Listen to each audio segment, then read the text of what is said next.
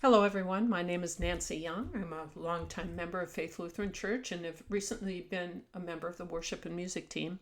What follows is a summary of the Faith Reflection questionnaire results from earlier this year. We were hoping to be able to share this with you in person, of course, but our world has changed just a little since this was conceived, so a few slides and a bit of narration will have to do.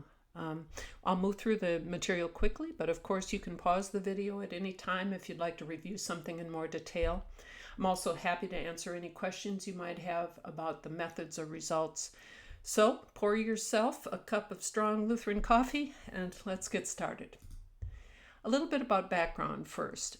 The worship and music team started to talk about learning more about the worship experience in 2019, and we conceded that as committed as we were to enhancing worship at Faith, most of the information we based our decisions on was anecdotal. That is, we from listening to those who spoke up to us or to Pastor Giselle, or by listening to people in our circles of friends.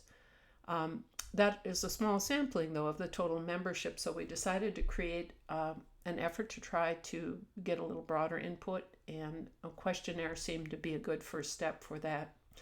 The purposes were threefold. We wanted to gain a better understanding of what makes worship at Faith Lutheran Church meaningful. We wanted your input on generating ideas for the future, and we wanted to give you an opportunity to reflect on the meaningfulness of worship in your life. So the development started with just a definition of our scope, which was to focus on worship and not to expand the scope to other elements of experience in the faith community. And that is the charge of our team, and that was going to be the scope of this effort. And the development was collaborative. Worship and music team members individually drafted some rough questions of interest, and then we grouped those and drafted a couple of drafts, and then finalized the questionnaire, and then shared it with members and attendees age 14 and up, beginning February 26th. The sharing of the results, it seems late, but it really has been intentionally held until now due to the pandemic. I've coordinated the process because it's very similar to things that I do for my business, not necessarily with churches, but other types of efforts in my consulting business. The response rate was very good. We had 136 responses. The last one came very late, so it's not reflected in the charts that you see. And that's about 24% of the 560 Faith Lutheran members age 14 and older. And we got at least 8 responses from each age grouping, and I'll show you in a minute a chart that tells you what those age groupings are. And most importantly, we got enough responses in total so that we can be confident that the results are broadly representative of the views of the congregation. So thank you to those of you who shared your insights. Thank you to those of you who didn't have a chance to do that but are interested enough to listen to the results. And so I'll move on to the next slide here.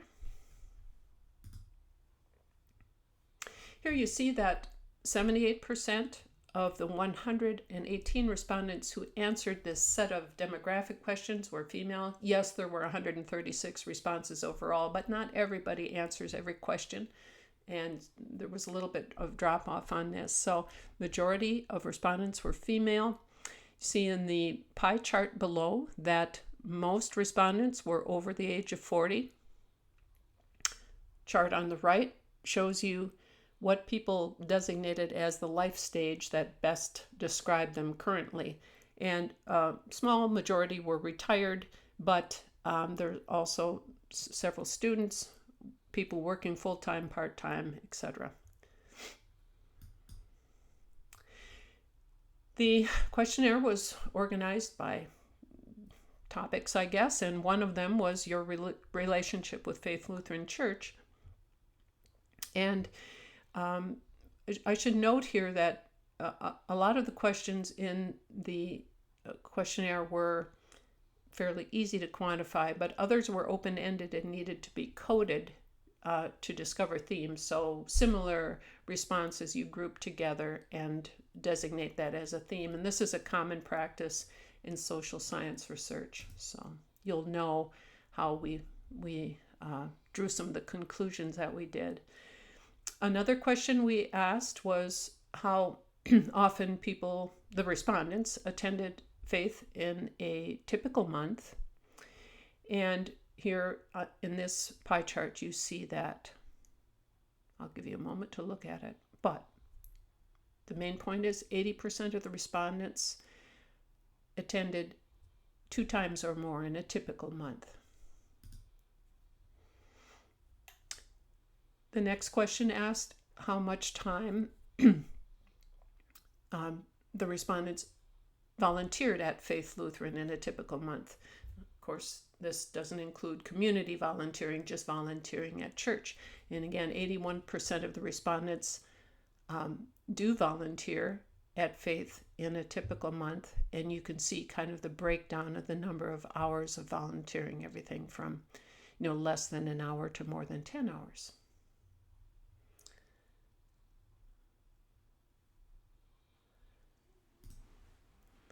Now, one of the things we wanted to do before we got started was look at other types of research, nationally or regionally, like this, to see if it could inform how we created our questions. And in fact, if there was even a need to have a questionnaire that was unique to us. Well, we decided the latter was true, and we looked at a relevant survey of people in the U.S. who attend church at least monthly, to ask, and who were asked by the Gallup organization to identify reasons for attending church or place of worship. The Gallup survey, and this was again a nationally representative sample, showed that the top 3 factors were sermons or talks that teach you more about Scripture, sermons or lectures that help you connect religion to your own life, and spiritual programs geared toward children and teenagers. Although our question set for this question wasn't identical, it was very similar to the Gallup survey. And in our group of respondents, there's a common theme here. Sermons or talks that help me connect religion to my own life was the number 1 reason that our respondents attend Faith Lutheran. Second, it's part of my spiritual practice to be part of a church community. Third, time for reflection and prayer.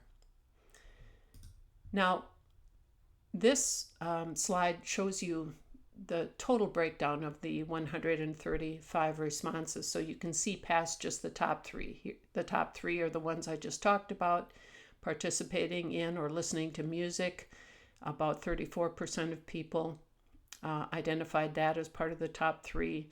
Sermons that talk or talks that teach me more about Scripture, about 27%, and so on. Again, if you're interested in the detail, you can pause this little movie. We also asked why people attend Faith Lutheran Church instead of another place of worship, and 123 people responded to that. This was an open-ended question, so this people could list any reason that they wanted to, and then again the answers were grouped by theme.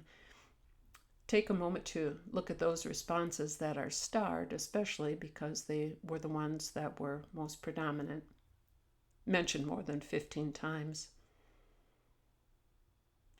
So, having a history of membership, a feeling of connectedness. A lot of people use the term, or a very similar term, it feels like family to me. Welcoming atmosphere, friendliness was common response.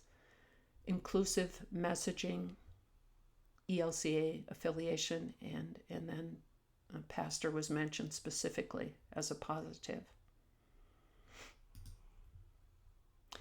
There's also a section on worship practices. And we asked what parts of the service are most meaningful to you and why.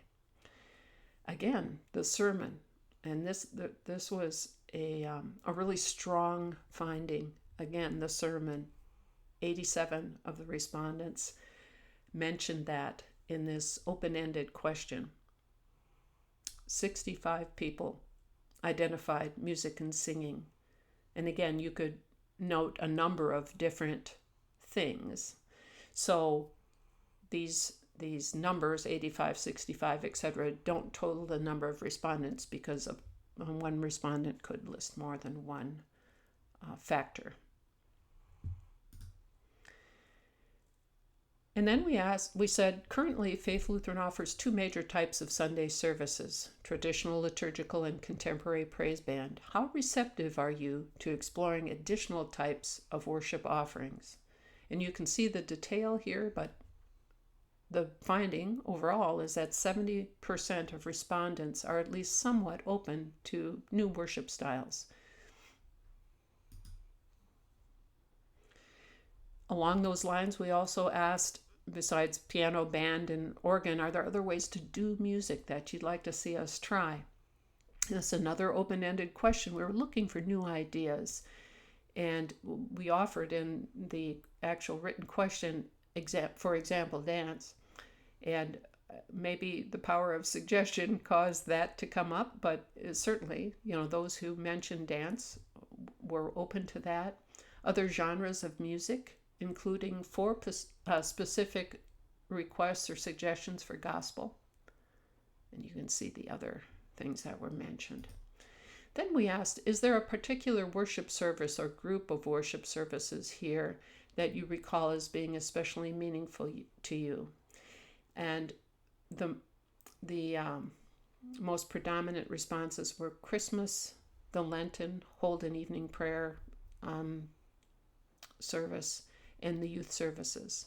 And then you can see the rest of the responses. Of course, a reason to ask this question is so that we can learn more about, why is it meaningful, and perhaps try to integrate some of those things in as we plan for the future. So then we drilled down a little bit about seasonal services, Lent and Christmas specifically. We asked, did you attend any of the Lenten services? If people did, they were led to the next question. And 72% of the respondents had attended Lent a Lenten service, at least one, in 2019. And we said, if you recall then what they were like, what comments do you have? Again, another open-ended question. Most frequent comments were that people really liked the Holden evening prayer liturgy, and they very much liked the time for quiet reflection. We asked about Christmas of 2019. 77% or so had attended a Christmas service, and for those who attended, we asked them to recall what comments they had, and they commented about the music and the candle lighting being particularly meaningful. And other things too, but those were the two dominant themes. A few more questions: physical space, ideas for the future, and what else? So this was the final part of the survey, short of the demographics. We asked how important the physical layout of the sanctuary was to their worship your worship experience, and this varied widely. There's no real decisive finding here. Some people find it extremely important. A few more find it not important at all, and others are in the middle. We asked if there were alternative types of worship or gatherings that you thought might attract people who are not comfortable in attending Sunday services for any reason. And there were 10 respondents who suggested some sort of a midweek gathering. Others mentioned small groups and the value of things being outdoors.